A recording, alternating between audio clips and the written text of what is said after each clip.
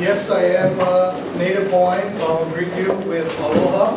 Aloha. And I am very, very grateful that you have come to this session. I know that time was condensed a little bit because the morning session went a little over. So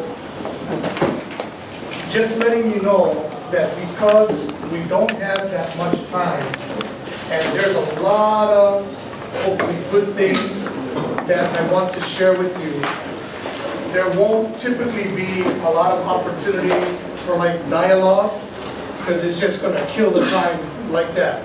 So this is mostly, I'm going to give you a bunch of things that I want you to really deeply, and when I say deeply, in your heart, think about it.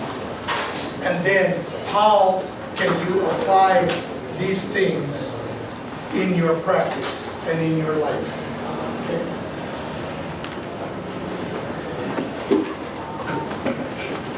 So as you can see, the title of my sharing with all of you is Leadership that Inspires High Achieving Teams. Okay? Starting with the principles last week in the 2-day Central Institute, you were given a lot of things, a lot of content, a lot of stuff.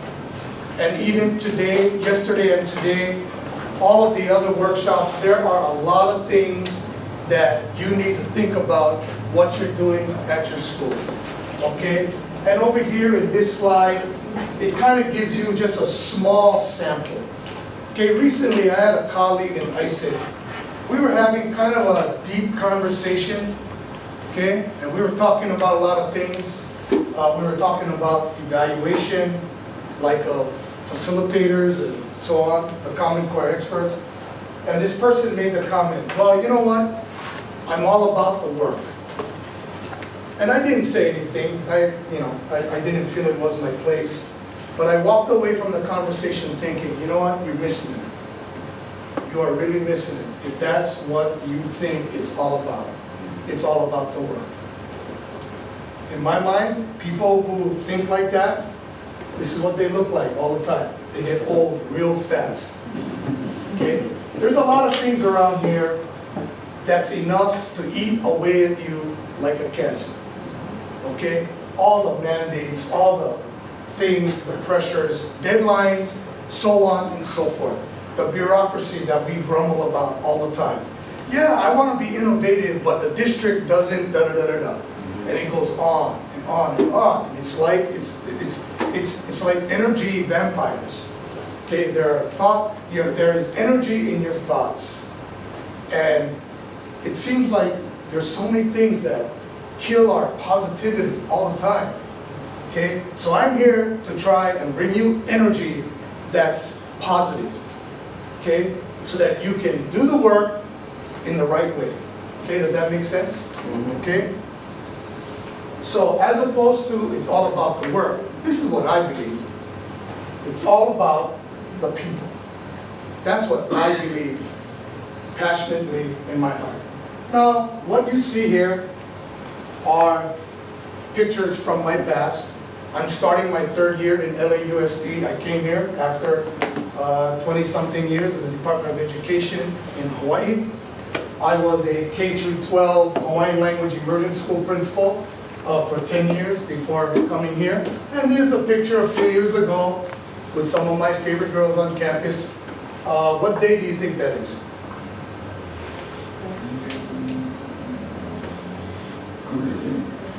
Army Day. Halloween. Simple Halloween. Yeah, that year I was an Army guy and my favorite group of girls were nerds. Okay? I mean, I've done in the past, I've done Batman, I've done Superman, I've done lifeguard, I've done all kinds of stuff. Okay, but again, it's all about the people. This right here, these were my fellow principals in the region, you could say, that I was in. Okay, in the complex area that we were in. We had 1, 2, 3, 4, 5, 7 schools. my school was one of those. Okay? This is just a simple picture of my teachers collaborating at a typical collaboration meeting. And this one up here is very special. Before I went into school administration, for over 20 years, I was a coach of the game that I love, which is football. And these actually are my some. I mean, I've coached hundreds, if not thousands of players, but these are just some of my former players. And this guy right here, one of my former players, is kind of working his way up in UFC, MMA circuit. And so we got together, he had a fight, and of course he won. And and this coincided with a 20-year reunion of a championship team that we all were together on. I mean, these guys now, a lot of them are mid-30s, late 30s already, which I just gave away my age, but it's been quite a journey. But it's all about the people. I want you to just step back, and I want you to calm yourself. And I want you to just do three things as I go through this presentation with you this morning. I want you to think like an innovator. I want you to think like an innovator. And in order to be an innovator, one, you need to be able to open your mind, unlock it, unfix it, open it up so you can receive. Two, I ask you to open your heart. Because that's really at the core of why we all got into education in the first place. Because we wanted to help kids, didn't we? Isn't that why we all got in? We didn't get in for the money. We got in because we want to help change lives. Correct? Okay? And three, be open to change. It's already been said more than once in our 2 days, the Benjamin Franklin quote, when you stop changing, you're finished. Okay? And do me a favor too, as we go through the next 40 minutes or so, it's okay to smile. It's okay to enjoy yourself. Celebrate the team that you're wearing today. Have some fun. Okay? All right. Now, why am I doing this? Why did I spend most of the last month while people were vacationing? Why was I in my office and in my home working on this, putting this together? Why? Because I have a dream. And my dream is I'm hoping that I can inspire you to lead people in an extraordinary way, achieving extraordinary results. That is my dream. It's not my plan or my strategy. It's my dream. Okay, there's a difference. Know this. You are all leaders. How many of you in here are teachers? Okay? I mean, what I meant, that wasn't a trick question. What I meant is, how many of you are not a principal or an assistant principal? You're like in the classroom teaching. Okay? Well, you came here because I'm sure your principal asked you to attend as part of your school's instructional leadership team. But all of you in here are leaders.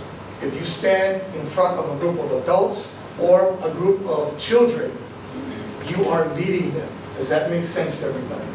Okay, it's all about the people. Okay? But what ILT do you belong to? Do you belong to the instructional leadership team? Or do you belong to the ineffective leadership team? I would argue we have a lot of ineffective leadership teams in our schools. Okay? I want you to pay close attention to this picture right here. I want someone to tell me, what do you see in this picture that's connected with ineffective leadership team? What do you see in that picture? What is that?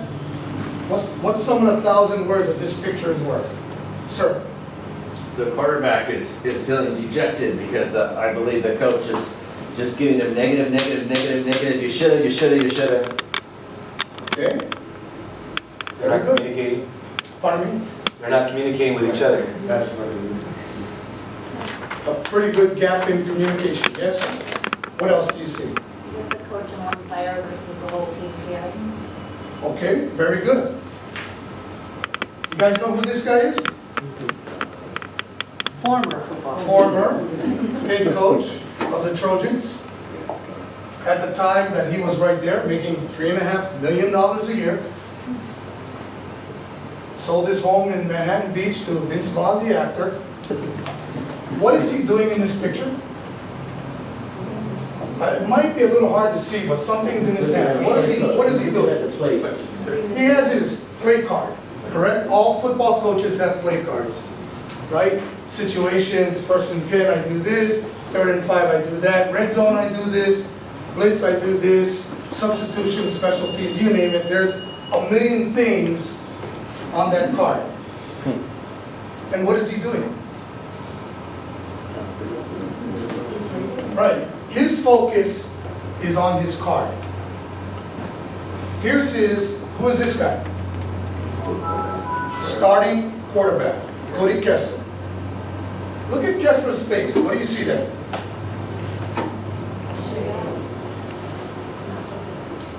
Does it look like despair? Dejection? Do you think that this guy is inspiring that guy right now? No. Okay?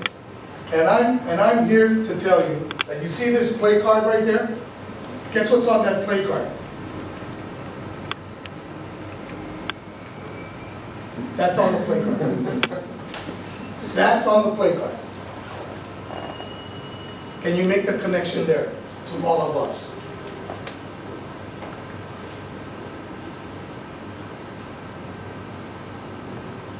Okay? So, I want to activate your brain a little bit.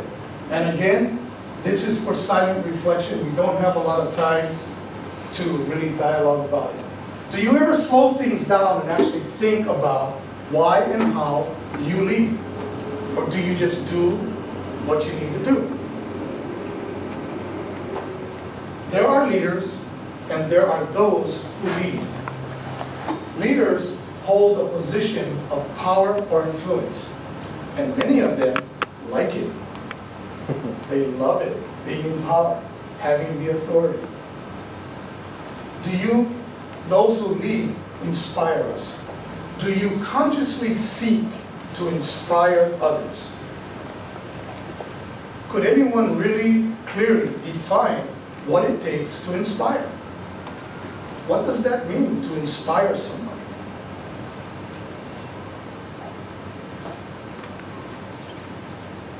Is it inspiring if I call in all the math teachers? I'm the principal. I call in all the math teachers and say, listen, you guys got to develop curriculum that's aligned to the Common Core. Just got to get that done. Okay, got it? Okay, thanks. See you later. Teachers walk out of the office thinking what? I'm overwhelmed already. Where do I start? Where do I go to? How do I learn Common Core? Okay? In your role as a leader, why would anyone want to follow you? Because really, deep down, as a leader, it only requires one thing. You gotta have a follower. Right? You gotta have a follower. But why would anyone want to follow you? And do you care if anyone follows you? Isolation is the enemy of improvement. How many of you actually believe that? Isolation is the enemy of improvement. Only one? I mean, everybody, right? Come on now, come with me. Stay with me now. Okay, if you believe that isolation is the right thing to do, ooh, we do have Houston, we have a problem. Okay? If you believe that, how are you building high-achieving teams at your school site? So thinking about all of this, leading, inspiring people and all of that, it led me, out of curiosity, to go to Google. Why are teachers leaving the profession? Why are they? Look at this. 38% of them cite dissatisfaction with administration. Those are the people largely in this room. They're dissatisfied with you. They're dissatisfied with me. 32% of them cite workplace conditions, mandates, bureaucracy, testing pressure, accountability, evaluation, student discipline, and so on. Now, looking at these two reasons, and 70% of them, how much do you as a school leader influence those? Like a little bit or a lot? A lot, right? A lot. So how you lead, why you lead is critically important. And you need to make time to think about how you do that and your effect on people around you. So looking to this year, we've already said, our institute theme this year is teamwork makes the dream work. Together, everyone achieves more. It's already been talked about that we're focusing on the how, which is the middle circle of this bullseye. Two pillars that we're clinging to, latching onto in ISIC are Fullen's lead drivers. Who can name one driver that's not an ISIC personnel, like a director or somebody? School level person, name me one driver. Building capacity. Building capacity. Name me a second driver. Responsiveness. Group quality. Name me a third. Focus on instruction. Focus on instruction. And what's the fourth? Systemness. Systemness. Okay, those are Fullen's lead drivers. The other pillar we're latching onto is the Aspen Institute Guide for Common Core Implementation, and we are also launching, endeavoring this concept of the regional support team. In ISIC, of course, we have North, South, East, West, Central. We have 5 regional support teams. Okay, how many of you in here recognize that, what that is right there, this symbol? How many? Okay, how many of you have never seen this before? Or heard about it? How many of you have not heard about the golden circle? Golden circle. Okay? So, back to the future. Last year, 2013, our institute theme was riding the wave of transformational leadership. And at last year's institute, I had the opportunity to share with all the participants the Golden Circle, which is formerly the work of Simon Sinek in a book that he published in 2009 entitled Start With Why. And actually, the discovery that I made once I saw him and I read the book is that I've been doing the Golden Circle all the way back to the early 90s when I was a football coach, but I wasn't smart enough at the time to put it in a book and become a millionaire like Simon Sinek. But I know that I was doing it at that time. Now, this is a link to a YouTube video if you'd like to go check it out. There's an 18-minute video by Simon Sinek himself where he deeply goes into the tenets of the Golden Circle. But I right now am going to review the Golden Circle for all of you because it's important to have this as a base for you as you start the school year. Okay? What you see at the top is something called an Olelo No'eau, which is an old Hawaiian proverb, and it goes, "Oke kahua mamua, mahope ke kukulu." First the foundation, then the building. What does this Hawaiian proverb mean to you? What does that mean to you?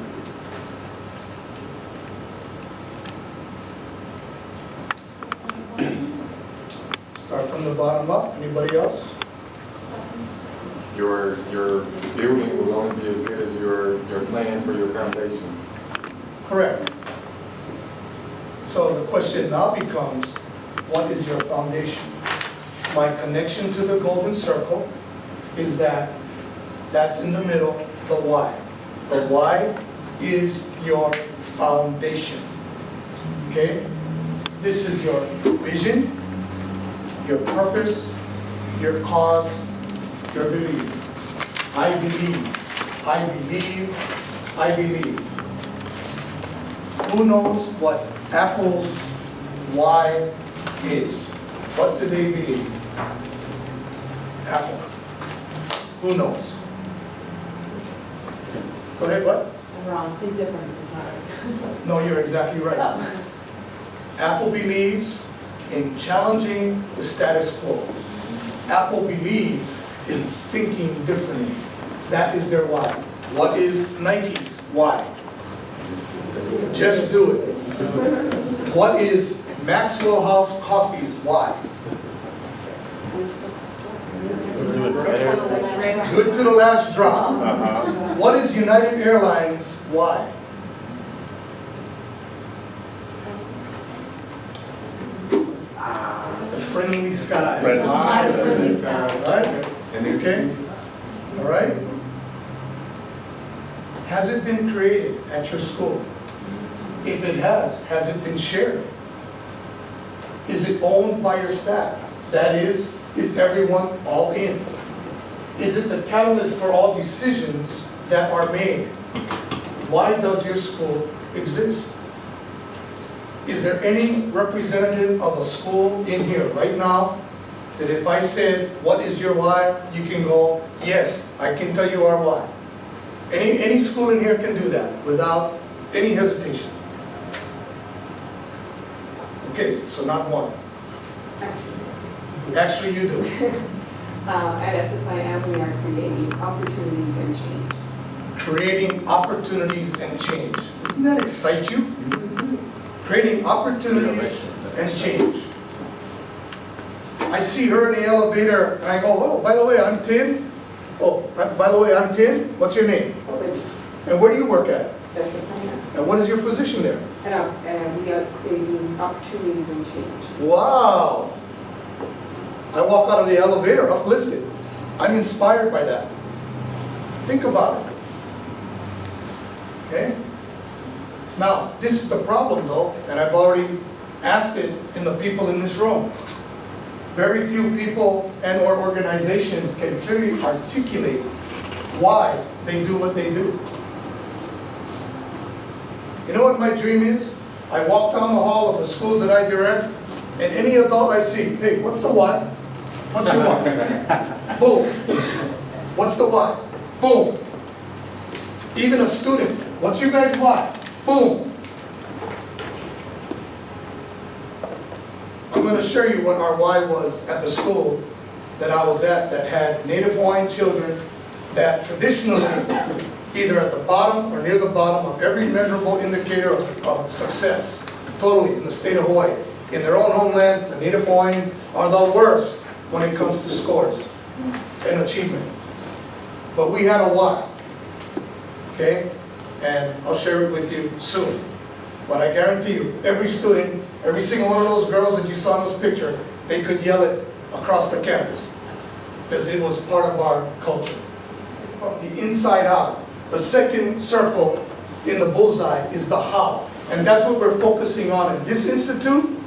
I've already talked about it. Fulton's drivers, Aspen Institute Guide for Common Core Implementation, regional support teams. Yes, everybody with me? Okay.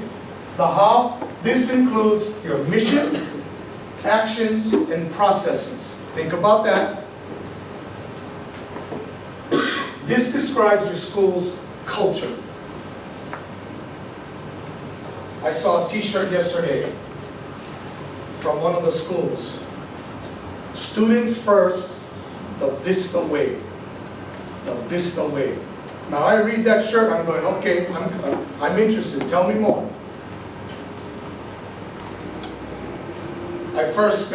When I first came to LAUSD, I was assigned San Fernando High.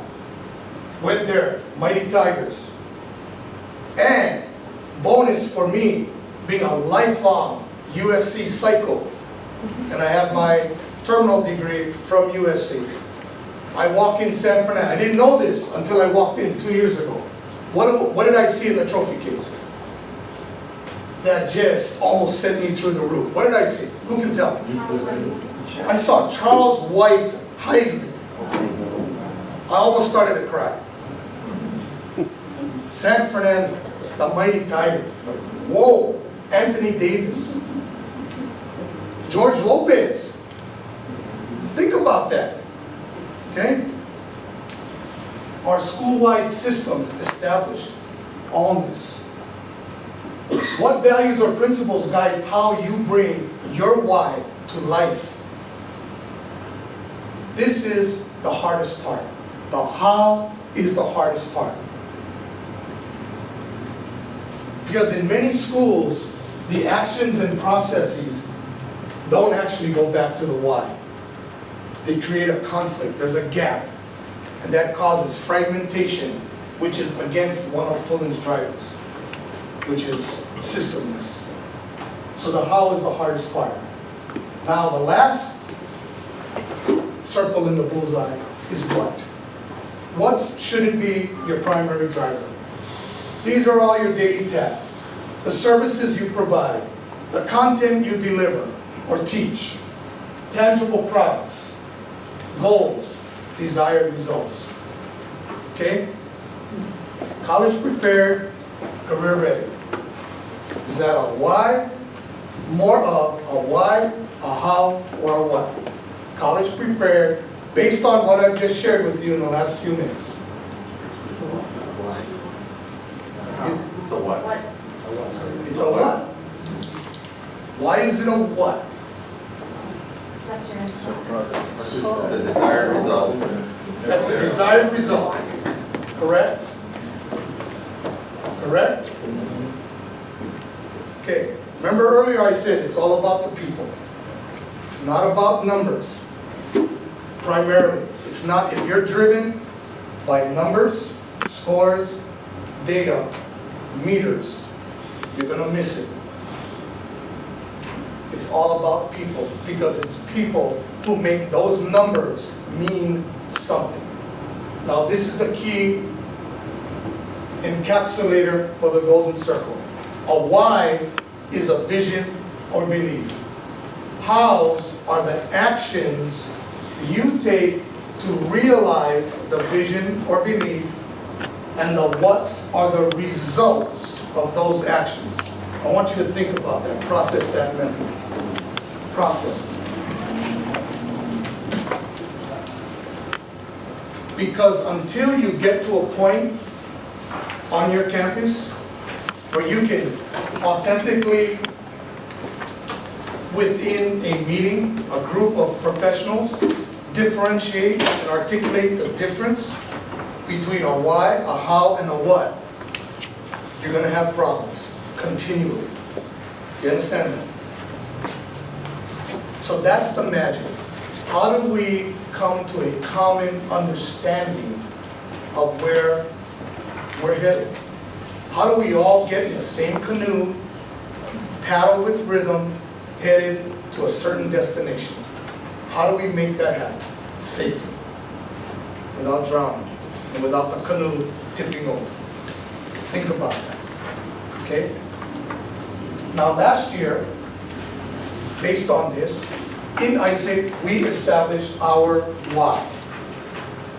And our why, collectively established, was we innovate and transform learning to inspire excellence.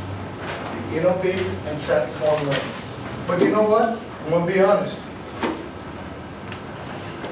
In ISIC, a lot of things we do don't come back to that. And I'm just being honest. I'm not trying to be negative. I'm just trying to reveal to you that we have a lot of work to do. Because it takes work to come back to your why. But you as the leader have to make that happen. To make sure in meetings, when things start to go south, hold on, what's our why? What are we all about? What's your why?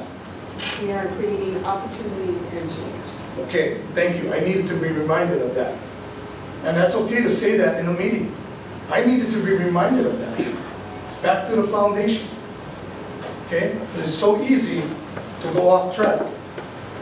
Okay? Now, there's a yeah, but. And the yeah, but is typically, this is what usually happens. We lead from the outside in. And why do we do that? Because it's easier. It's easier to talk about all the different workshops that you're going to today, tomorrow, last week, and all the PD that's about to happen ad nauseum throughout the school year. It's easy to talk about that. It's a little bit harder to talk about how we're going to get it done. And for some schools, they can't even begin to identify that. So having said that, let me just give you a quick example of what it's like, what an elevator pitch might sound like, or maybe put it in another way. I'm talking to a group of parents or students about potentially interested in enrolling at my school. So the typical outside-in approach. Hey, our kids are getting college prepared. We're making them job ready. Our suspension rates have decreased. Our graduation and attendance rates have increased. And how did that happen? Because we emphasize close reading and writing in every classroom. We have established teacher teams that collaborate regularly. And we're working very diligently in aligning our curriculum and assessment to Common Core. Want to come to my school? Are you in? You excited about my school? Maybe. Yeah. But you know what, sir? I heard that from the 3 other principals that we just saw this morning. That's exactly what they're doing too. What makes your school different? Special. Starting with the why. Same conversation. This is the first thing out of my mouth. Optimal learning for all. High achievement is the only option. And how are we going to make that happen? By emphasizing on close reading and writing in every classroom. Making sure our teacher teams are collaborating regularly, and making sure our alignment is, and our curriculum and assessment are aligned to Common Core. And what's going to become the result of all of that? Our kids will be college prepared, job ready, and suspension rates will be down. It'll be safe for your son or daughter to come here, and our graduation rate and attendance rate have soared. How about it? You want to sign on here? Does it sound a little bit more exciting if you start with the why? Okay? One more quick example of what might be for the Apple company. Okay? For the Apple company, we sell great computers. They're simple to use, user-friendly, and beautifully designed. Want to buy one? I'm making you think, aren't I?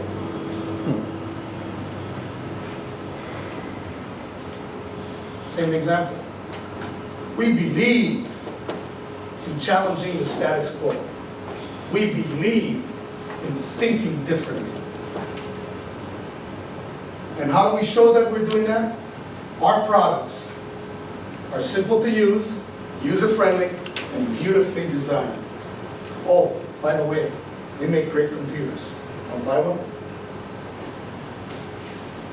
A little bit different feeling, a little bit different situation. So now, you have been handed out a little template to create your own golden circle. You don't have time to do that now, because it does take time. You got to deeply think about it. What is your why, your how, your what? This can pertain to your life personally and to you as a worker, as a team member at your school. Might be a good project for the ILT if they haven't done it already. To encapsulate all of this, they don't buy what you do, they buy why you do it. If you look at that visual, it says it all. If you had a megaphone in your hand the words that come out of your mouth should be in that direction. Does that make sense to everyone? I'd like to share this quote by Warren Bennett, who is a leadership studies pioneer. He was the founder of the Leadership Institute at USC, and he's still regarded as a guru of leadership, and he's still alive and he's 89 years old. Okay? Who can read this for me with their playground voice? Sir. A leader is someone who has the capacity to create a compelling vision that takes people to a new place and to translate that vision into action. Leaders draw other people to them by enrolling them in their vision. What leaders do is inspire people, empower them. They pull rather than push. Thank you. Don't we see a lot of this happening at schools between adults? And we're modeling that for students. Shouldn't we be seeing more of this? Let me help you. How can I help you be better? By doing that, it makes me better. Okay, gotta think about that. Okay. Now, this part of my presentation kind of closes the leadership part, the review of the golden circle, the why and how you lead. Is there anything burning that you have that you might want to ask about this? Just will we get some of those slides, maybe? Now, I am not a tech expert, but I uploaded my PowerPoint to Google Drive or whatever I had to do that I believe all of you have access to, and it's there. And you're welcome to use it. I see workshops. Basically,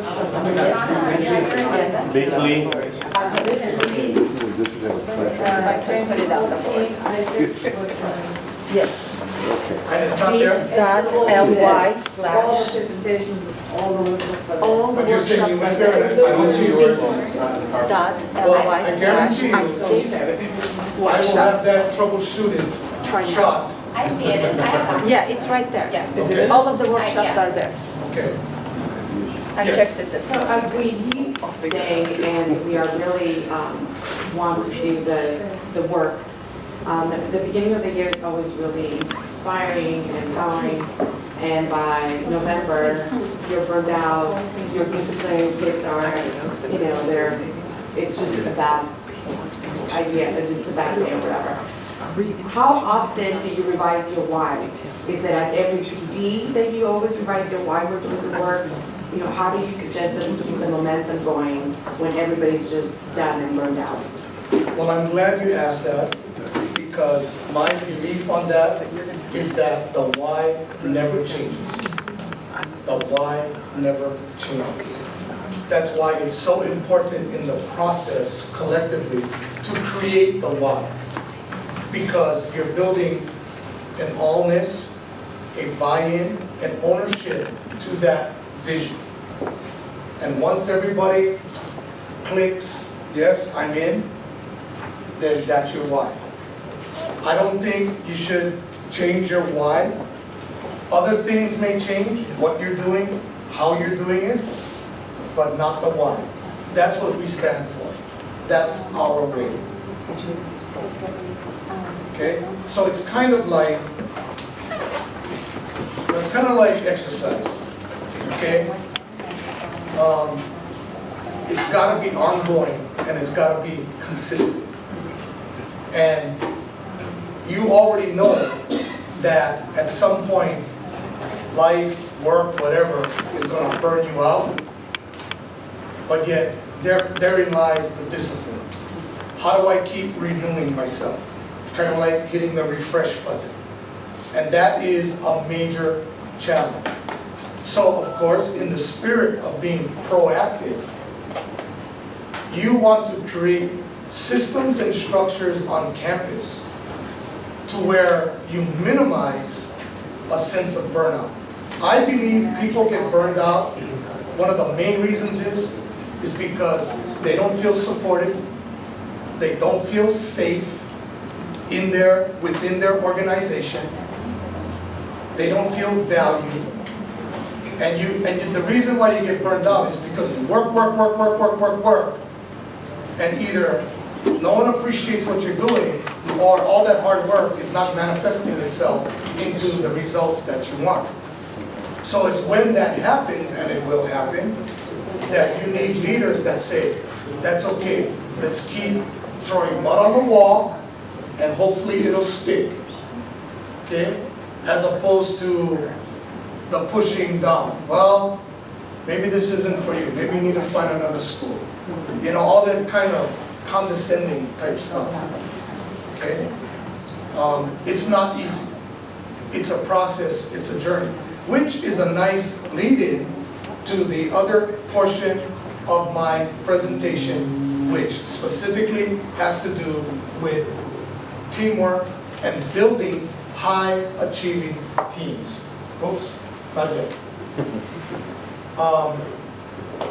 You know, I've been fortunate. I've been blessed. Before going into school administration, I spent over 20 years coaching the game that I love, which is football. Some of the most awesome leaders and mentors I've been able to work with, be with, even play with. As a player, I was on 3 state championship teams. 3 of my teammates ended up in the NFL from high school. That's how good our team was. As a coach, I've had a state championship, several league championships. I've been the assistant on a national college championship team at BYU, as well as an assistant offensive coordinator of a national college championship team actually in Japan at Hosei University. And along that line, I have learned everything that I could imagine about building championship teams. Over the years, before I do that, I want to talk about this. 6 rings for Kobe. Does that picture, does that strike something for any of you Laker fans? Okay? 2 years ago, that was the dream team, correct?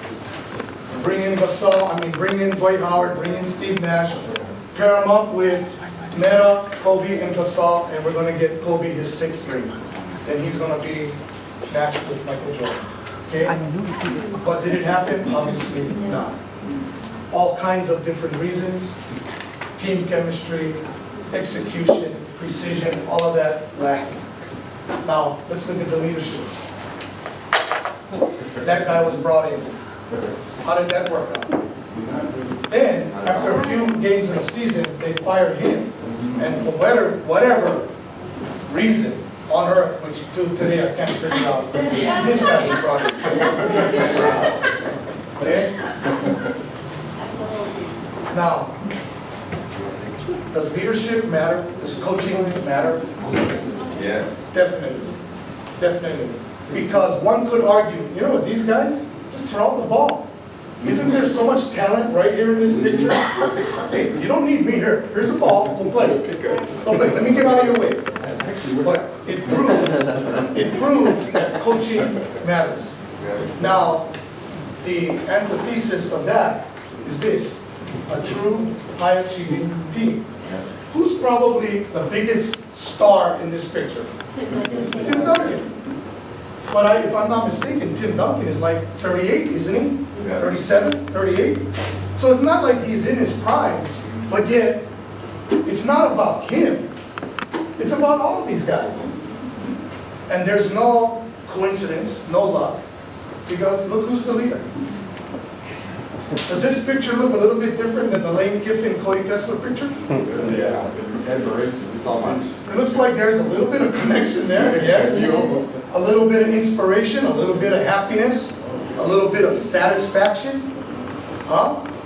So coaching, as all of you are on your campus, coaching matters. Building teams matters. Okay? Now, this guy is my idol. Okay? And I'm going to share this. I'm transitioning to teamwork, and I'm going to share this with you, and it's going to start our conversation on teamwork. I don't want to achievement. Balance, mental, physical, emotional. Much can be accomplished if you're not worried about who's going to get the credit. Just non-stop chatter, chatter, chatter, and always complimenting the good plays and never letting a mistake escape notice and criticism. Even though he was the greatest team coach of all time, the real strength of his teaching ability and his working with players was getting them to be great individuals. And once you became a great individual, then the turning point came with the commitment to the team. And that's what the success is all about, is being happy in the context of being a perfect performer as an individual, but always in the context of being within the team. I think team spirit is merely consideration for others. I think that's team spirit, consideration for others. I heard team spirit defined one time as a willingness to lose oneself in the group for the welfare of the group. And I thought that was pretty good. I used it myself for quite a while, but there was something lacking, and I couldn't determine what it was. Eventually, I decided if I changed just one word, it would be more what I like. And I dropped the word willingness and inserted eagerness. So it became an eagerness to lose oneself in the group for the welfare of the group. If you're eager to do something, you want to do it. And you'll try to do the best you can. If you're willing to do something, no, you're willing to do it because somebody asked you to. Be nice, but you don't really want to. You're not going to have the enthusiasm for doing it that we need. Happiness begins with selfishness. There's no ego, there's no hype, there's no self-promotion. He never asked anything of us that he wouldn't do himself. So John Wooden, an icon in coaching, talking about teamwork. So as I mentioned, throughout a lot of years of working with teams, I developed an acronym called TOGETHER that I feel for me are the 8 pillars, foundation if you will, 5 achieving teams. And I want to share that with you. T stands for trust in one another. O stands for oneness. G stands for great by choice. E stands for effective communication. T stands for team ethos. H means hard, builds, resolve. E stands for enthusiasm. And R stands for relationships. It would be my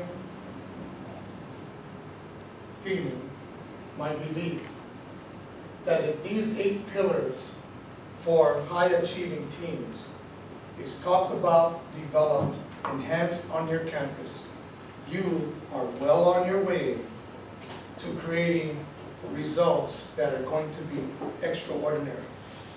For each of these pillars, I have a little something, and I'd like a volunteer for each of them to say what's on the slide in your playground voice. Here's the first one, for trust in one another. Volunteer? This is when each member has a firm belief in the reliability, truth, ability, and or strength of someone or something. You can count on me, I'll be there. Think about that for a few seconds. Trust. O, oneness. Another volunteer? Mutual belief in one's common vision, why, mission, how, and goal, what. The team owns it, and each member is able to articulate it clearly. Okay, we've talked about how important it is for everyone to be able to voice what we believe and what we are about. G, greatness by choice. Continuous commitment to individual improvement, which translates to improved team performance. The team is passionate about being great. Mediocrity is not acceptable. Okay. The choice to be great. E, effective communication. Communication is fluid with respect, transparency, active listening, and clarity. High-quality reciprocal communication contributes greatly to team success. One of my favorite Albert Einstein quotes is, the most effective communication is more about listening rather than talking. But it's human for us to always want to talk. Sometimes the hardest thing to do is to sit and listen. Team ethos. We, ours together, as Coach Wooden asserts, an eagerness to lose oneself in the group for the welfare of the group. Each member is selfless and doesn't care who gets the credit. One of the hardest things, especially in school teams, everybody got to deal with egos. I'm the expert, I know it all. I have these letters after my name, therefore I am. You're not. I'm the boss, you're not. Trust me, I know more, that's why I have this position. It's so hard to crack through that, isn't that, sometimes? And just say, you know what, let's win. What do we got to do to win? What do we got to do to make this thing happen together? H, hard builds resolve. Someone? Expect and accept the path to be hard. If it wasn't hard, everyone would do it. The hard is what makes it great. Luck has nothing to do with team success. All members work hard to prepare, are resilient amid adversity, and continually focus on cohesion, interdependence, and precision. Okay. What movie is that quote from? The heart is what makes it great. What movie? Rocky. No. No. And give it to me. No. Tom Hanks. A League of Their Own. All-American girls in baseball. There's no crying in baseball. Okay? It's the heart is what makes it great. E, enthusiasm. High-achieving teams enjoy the journey together. They make each other's day. They celebrate their triumphs and view their struggles as opportunities. Their enthusiasm creates positive energy, which makes the journey more fun. Why can't we just have more fun every once in a while at schools? I'm not talking about silly. I'm talking about just have fun, enjoy. Like, I'm glad to see you today. Good to see you. Let's work together. You know? Why is that so hard all the time? Why do we make it hard? Why does it have to be hard? Why don't we just... I mean, isn't that what we all did in kindergarten? We played together, didn't we? As adults, it's like, I don't know, it's weird. Okay? And last but not least, relationships, probably the most important thing. Somebody? Teammates support, encourage, and genuinely care about each other. They have great consideration for each other. It's all about shared dependability, reliability, and accountability. You go, we go. That's what it's all about. You go, we go. What movie is that from? Come on, movie watchers. Backtrack. You go, we go. Okay? All right. Now, this is something you take back to your school, your ILT. What resonates with you? Which of these pillars are actually displays of strength at your school? Which of them are potential areas of growth? And do you have groups of people at your school that function like a team, or are they actually a team? I would argue we have many groups across schools that are kind of like a team, but they're really not. Okay, because it's not easy to develop a real team. Okay? It takes more than just talent and intellect. Nothing more walking around our country than a bunch of smart, talented derelicts. Trust me. Okay? All right? Now,